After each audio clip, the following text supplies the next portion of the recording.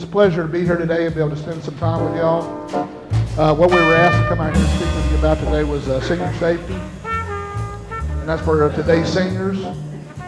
So, one thing about senior safety is a very broad topic, and I could probably stand up here for a week and talk to y'all about safety. As we know, today's world can be a dangerous or a hazardous place to a lot of us. So, what I wanted to do is I really wanted to narrow it down to the time frame that I had. So I wanted to hit on the topics of identity theft, which is probably one of the largest crimes today in America. People stealing other people's identity. Also, I wanted to cover a little bit about reporting activity. So if you see suspicious activity, how to report it, and what to really look for. Because a lot of times you could be out there today and run across something and not even realize what you're seeing. We also want to cover target hardening.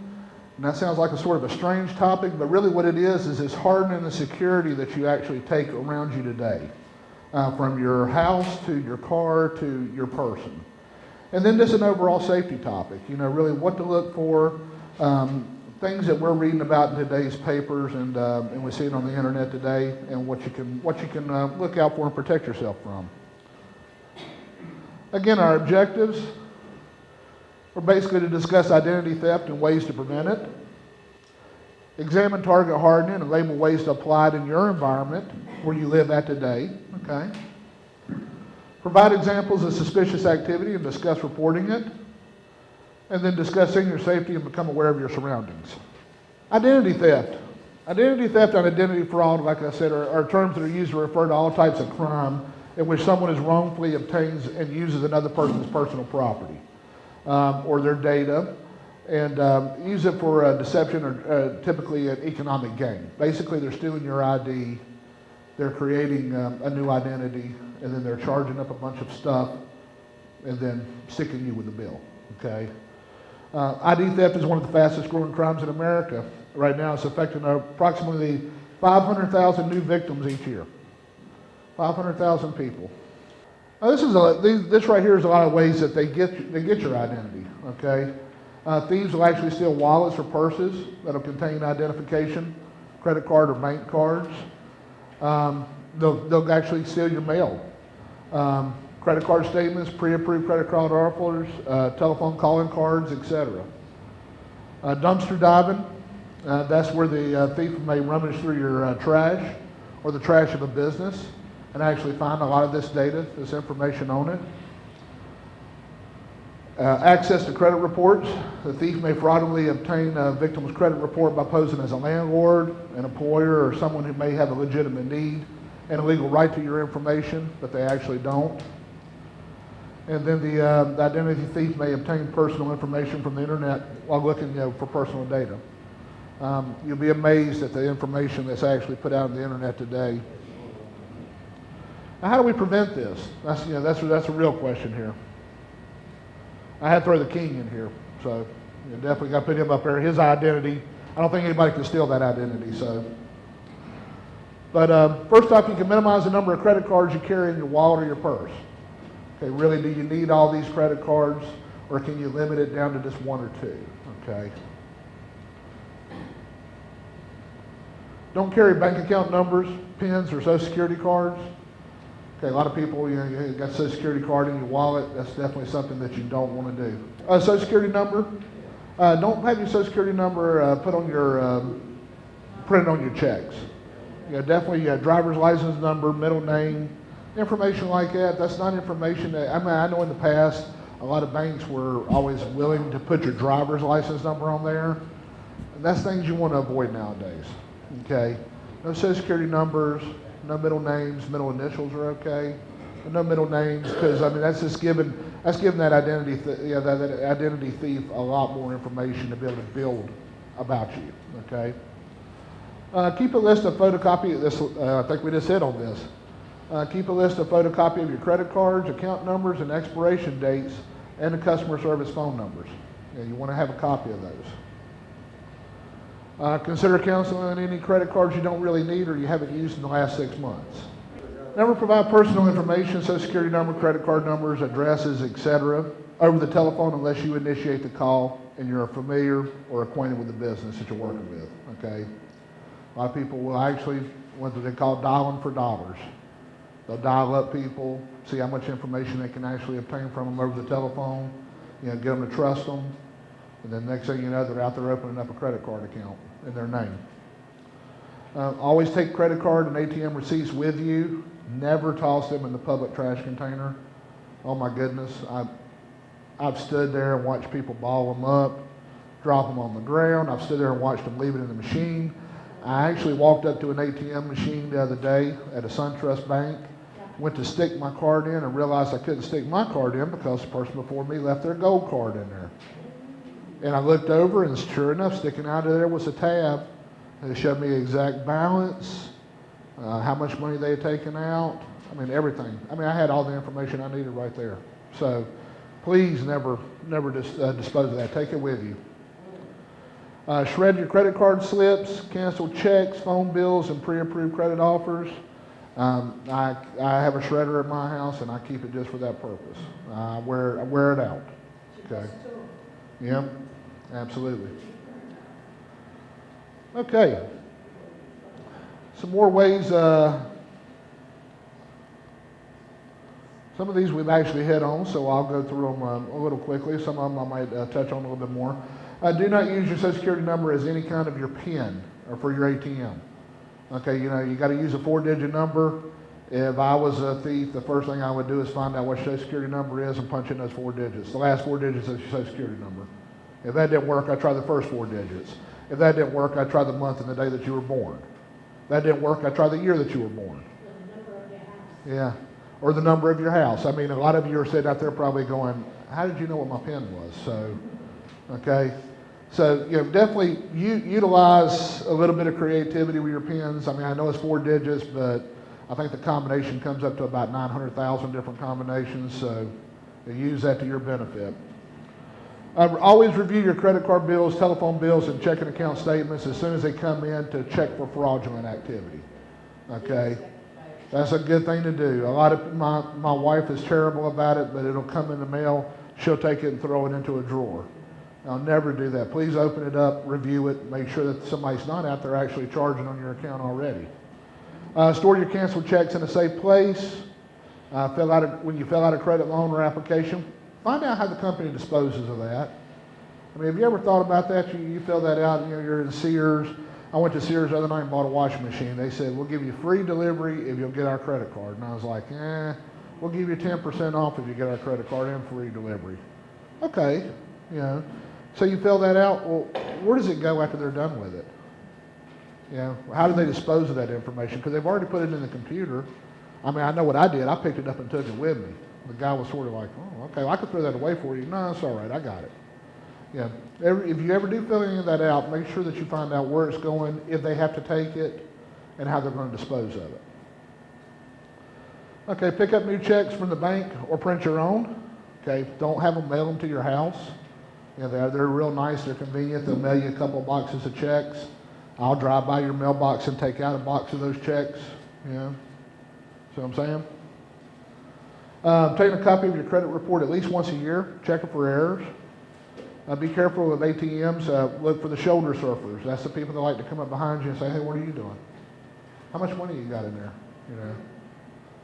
Avoid that. If somebody's going to, usually I'll sit there and I'll watch. If there's somebody at the machine, I'll wait until they move on before I'll even get out. If I see if there's a line forming, I'll usually go somewhere else. Okay. Don't put your checks in the mail from your home. My wife works for the Postal Service, and she will absolutely slap me down if I do this. But yeah, like I said, don't put your checks in the mailbox. I know a lot of people pay their bills that way. If you can, make arrangements to have them taken either to a blue box or taken to an actual post office, because when you put those checks in the mailbox, you filled them out. I drive by as a criminal. I take all your mail out of your mailbox. I now know how much money you have in your bank account. I now know I have a check that's got your signature on it. All I've got to do is use a little bit of remover that the criminals are really good at making. Basically, take out your whoever you made that check out to, Piedmont Natural Gas, whoever, and put my name in there. Officer Joe Page, bam, and I got a check.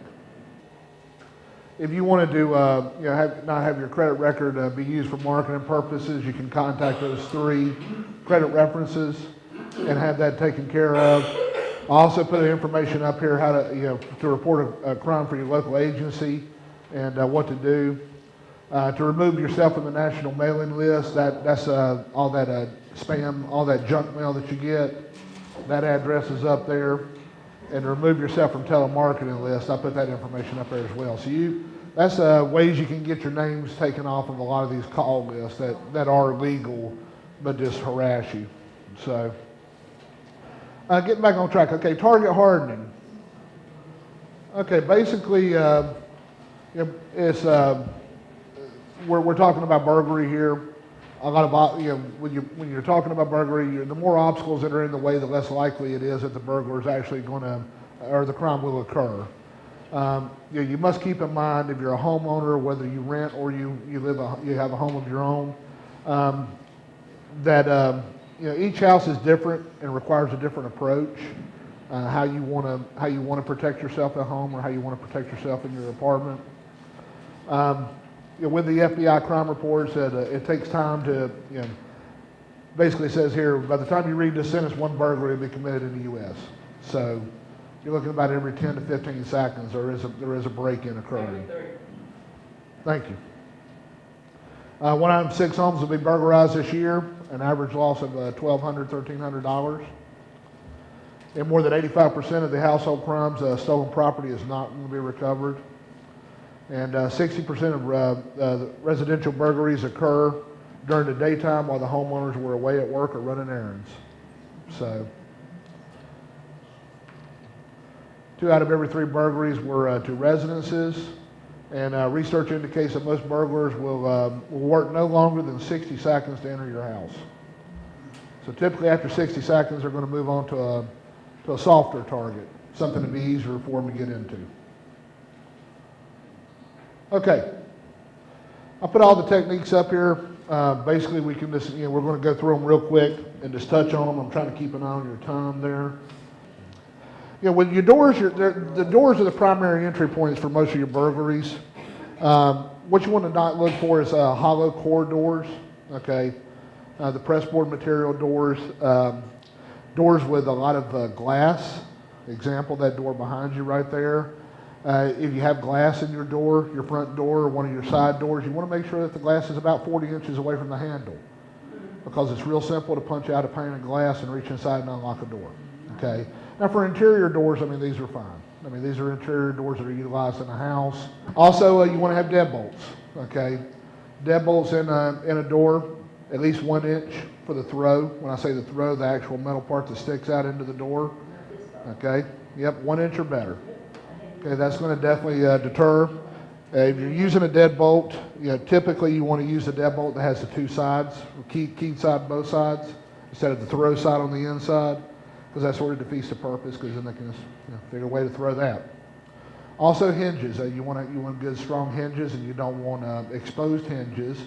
If your hinges are exposed to where they can knock the pins out, then it's just simple enough to just pop the pins and take the door out of the frame. Okay.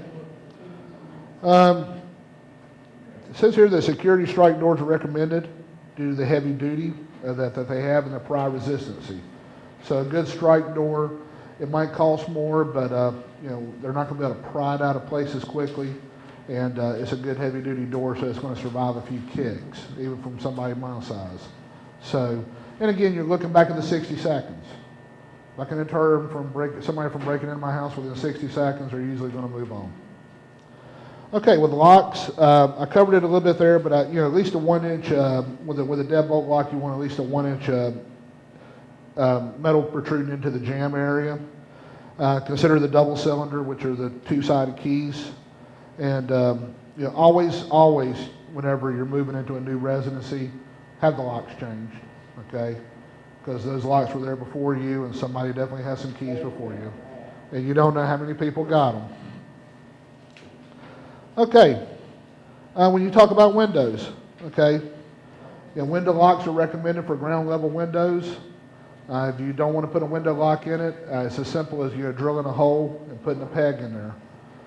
Drilling a hole above the actual window when the window is closed completely, drilling a hole and putting either a screw or a metal pin in there will prevent the window from being pried and lifted up, okay? It's real easy to, with some of these older window styles, to just turn around, put a metal object up in there, pop the clip on it, slide it open. Lighting. Lighting is one big thing that I really stand out on. I live out on a farm, okay? So there's no lighting where I'm at. So I make it a point, for my wife that I've lit the pathway. And you can actually use your lighting to sort of, if you stand out in your yard and take a look, okay, if I wanted to break into this house and I wanted to hide in the shade, where would I stand at? And that's where you want to put a spotlight, okay? Or that's where you want to put a motion sensor light. Or that's where you might want to put a few, plug-in lights at. So, take a look at your surroundings in your environment, your house, and figure out, I'm going to light a pathway that if somebody actually tries to sneak up onto the house, they're going to trip a light somewhere if it's nighttime. Lights are very good too. Yeah, motion sensor. I use a lot of motion sensor lights. And when you drive up to my house, it's pitch black dark, and then all of a sudden it looks like you just walked into a ball stadium with all the lights are cut on. So, okay, appearance. Utilize your fences, your walkways, and your shrubs to direct your visitors. Okay. What you want to do is you want to make sure that if you've got shrubbery in front of your window, it's thorny bushes, rose bushes, something that's going to be prickly, something that's going to stick. People aren't going to want to stand or hide behind a rose bush or a thorn bush to try to jimmy your window open. Okay. And like I said, use your sidewalks and your shrubbery to sort of direct people to your pathway, to your door. So that way you're keeping them out in the open so you can see them as they approach. Okay, alarms. Definitely, if you want to have alarms installed, they're a good thing. But I even tell people, you know what? Even if you don't have an alarm system, put some alarm signs out.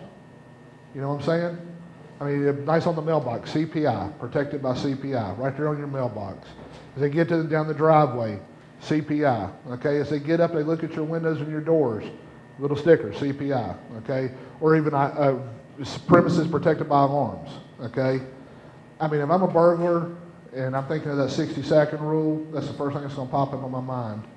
Okay, if I jimmy this window and I set off an alarm, I'm done in this neighborhood. So, even if you don't have alarms, it doesn't hurt to have the stickers for them. Or put them up. What they'll look for, a lot of criminals will look for the signs. They'll also look in those windows to see if you do have those devices. And like you said, they're only like $4 or $5 at Lowe's.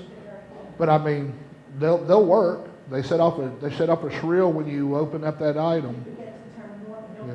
Unless you forget to turn them off, yeah, absolutely. So, but they see them and they think twice about that. And that's really what you're trying to do. You can't prevent. If someone's determined enough to commit a crime, they're going to commit it, but you want to try to deter them from doing that. Garages, the last thing. If you go out of town, unplug your garage, okay? If you go out of town, don't leave your remotes in your cars or your garages. If you go out of town, it's real simple too. If you look at the inside track of a garage door, you've got squares and openings and little holes in there. The whole purpose behind those little holes are to put a bolt in. And all you got, for a simple 10-cent lag bolt with a nut on the end of it, you can prevent somebody from opening up your garage while you're gone and just having access to your house. So, definitely either unplug it, bolt it, put the remotes up, whatever you might have to do. But if you're going to be gone for a while, do that. If you're at home, it's also recommended that you actually leave your car in your garage. So, all right. Don't hide your key outside. Leave it with a trusted friend or neighbor. Okay? Does anybody hide their key outside? I was guilty of that until I read this. So, because my memory is really bad, and my wife rides me about it. But I'll forget my keys all the time. So, make a list of your property. Mark your property with an ID number. Take photos of expensive items. And make sure it's current with your insurance coverage, okay? Please, because in my previous life, I worked with insurance, and nothing's more upsetting than being an insurance agent and going out to someone's house and saying, I understand that you've been robbed and I'm sorry for that. And I understand you had $50,000, $60,000 worth of jewelry that was stolen, but your insurance policy covers $2,000. So if you have expensive items, expensive jewelry, talk with your insurance agent. Make sure that those items are covered, okay? And definitely mark them, take photographs of them. Makes it real helpful because the more unique the item, the harder it is to get rid of, and it's easier to detect and find. Last two areas, always put your tools in your shed. If you have a shed behind your house, which I've got barns and sheds and everything else, put the tools up, keep them locked up. Try to clean up large rocks from your yard. Basically what you're doing is you're walking around and picking up, finding items that somebody's going to use to smash a window, break in a door. They're 9 times out of 10, they're not going to bring these items with them. They're just going to walk up and they're going to find an axe inside of a shed that's unlocked and use it for the door, okay? Lock those areas up, make sure that you clean up. And last but not least, even if you don't have a dog, back to the alarm area, okay? Beware of dog sign. That's very effective, okay? And if you do want a dog, I'll put a picture of my dog up there for you. So he's 150 pounds. He eats about a bag of dog food a week. Anybody want him? You're welcome to him. So no, that's my buddy. But I mean, definitely beware of dog signs. They're very cheap. They're $1. You can stick them up on your fence. And I mean, it's okay. You don't have to have that dog, to have a sign. It's legal. So that definitely makes somebody think twice about crossing the line. USA on Watch. This is a Neighborhood Watch website. You can go directly to it online. It gives you a lot more detail, a lot more information, a lot more things that you can do as well. Okay, we're going to move on into reporting suspicious activity. Yeah, basically, suspicious activities can refer to incidents, events, individuals, or circumstances that seem unusual or out of place. Okay? A quick and accurate description of events, vehicles, and persons can make all the difference in apprehending a potential criminal. And any type of activity or circumstance that seems unusual should be reported. All right, things what to report. You're looking for suspicious activities, people and vehicles, illegal activities, unusual events or incidents, and dangerous situations. When you're reporting about a person, what you're basically going to look for is, you're going to work from head to toe, okay? What you want to try to remember is details or features, and you want to start at the person's head and just work your way down, okay? Gender, race, age, height, weight, hair color, hairstyle, complexion, speech, scars, general appearance, or clothing. So like I said, you're just working from head to toe, And basically, I mean, some of these features, like when you get down to the bottom, general appearance, clothing, that's things that can be changed quickly, okay? So they're not as important. But is it a male or a female? Are they young? Are they older? Okay? Are they bald? Do they have a full head of hair? Those are things that really pop out and stand out, okay? Other than white male, 30s, okay? You want to try to narrow it down a little bit more. When you're reporting on vehicles, make or model, if you know, okay? If not, look on the back. It's usually written back there. Year, color, that's an estimate for the year. For the color, it's going to be what you can identify. License plate number and state, that's a big one. If you have capability of being able to keep that information, that's something really important. Bumper stickers, damage, dents, lettering, and I put that in there because that's things that really stand out to me, okay? There might be a lot of silver Chevy Impalas in the 2000 range driving around the city, but how many of them have honk if you like bluegrass bumper sticker on the back? That's something that's going to pop out. Okay, occupants and the distance direction of travel. When you're reporting locations, you're going to look for exact address if possible, cross streets, major intersections, rural areas. You might want to provide a country road, okay? A number or a mile marker if it's a federal highway or national highway. Landmarks that can be easily recognized, especially coming out here, okay? You know, I think the one landmarker that popped out at me for about 1.5 miles was a porta-john. You know, I'm out there all headed towards Stokesdale off of this highway, you know, near the porta-john. I mean, it might sound silly, but if you're driving for about 4 miles and that's all you see, that's something that's going to pop out. So,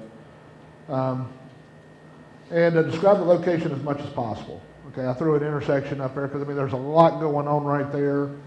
But, I mean, you know, you've got a crossroad there and some buildings in the back that are easily to point out. So, and how to report. Okay, we're going to dial 911, call the police department, or we're going to call dispatch, basically, and they're going to send the right agency to your location. Tell the call taker what happened, the exact location of the occurrence. Provide as much detailed description as you possibly can. If it involves individuals or vehicles, remain on the phone and try to stay calm and be prepared to answer any follow-up questions.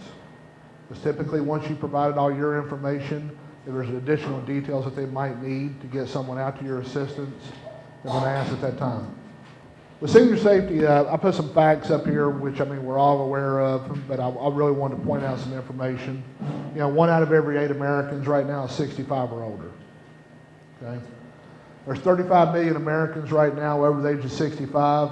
They predict by 2030 the number will be 72 million. Okay, so the number is going to double, you know, typically within about 15 years. As we all age, we're less able to defend ourselves. You know, that's a fact of life. You know, something that, you know, we were talking as we were riding up here. As we get older, there's a lot of things we can't do as well as we used to. But, you know, hey, you know, we make exceptions. So. Seniors may experience, you know, mental impairment, dementia. They might become lost or disoriented. The diminished loss of driving skills or verbal communication skills can also occur. So, you know, seniors are often the target of fraud, identity theft, and door-to-door, you know, or telephone solicitations. One thing I did find out is with seniors are not as much of a target typically for you know, robberies and stuff. It's more for the identity theft. Okay, so that's why, you know, I spend so much time typically on the identity theft, and then a little bit of time on the target hardening, because it typically says that, you know, that's the area that they're usually looking for. That's what the criminal's looking for today when they target a senior. So basically, some overall hints. Okay, we've talked about, you know, identity theft. We've talked about target hardening. Talked about suspicious activity. Okay, so when you get those phone calls, you know, what to look for or what to listen for. If someone comes up to your door trying to, you know, defraud you, you know, what you might want to remember when you call, you know, your local law enforcement. But if you are in a robbery, you know, basically if you encounter a burglar, you know, sit down quietly, obey the instructions, do not resist or try to fight, obtain as much information for your police or your sheriff's department, okay? And then give us the opportunity to go out there. Never carry your identification on your key ring. Okay, that's something my wife's done for years, and I finally talked her out of it. But you know, she was always, well, if somebody finds my keys, they'll be nice enough to return them to me. And I said, yeah, but will they be nice enough to leave our flat screen TV, our refrigerator, our stove? Okay, I mean, they'll probably leave the keys, but will they empty the house after they finish? You know, so. Yeah, don't put identification on keys. I mean, you know, don't make it easy for them. Yeah, keep important jewelry and valuables in a safe or a lockbox, like Corporal Jackson was saying earlier. Social Security card, birth certificates, okay, passports, especially nowadays with all the, you know, the terrorism threats and security issues. Keep that kind of stuff in a safe or a lockbox. Okay. Very inexpensive cost at $50 at Lowe's for a good fireproof lockbox. That's going to keep that information safe and secure. Valuable jewelry, okay?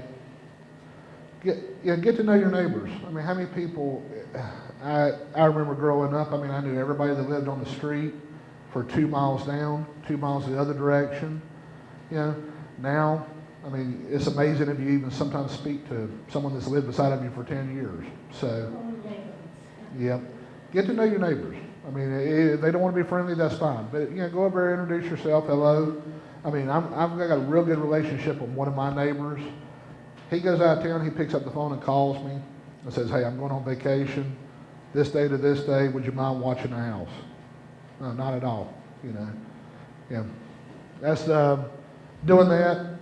That's a world of help right there, because they're at home sometimes when you're not at home. Don't enter an elevator with a stranger if you're suspicious or uncomfortable. It's amazing, but that's a true part of life right there.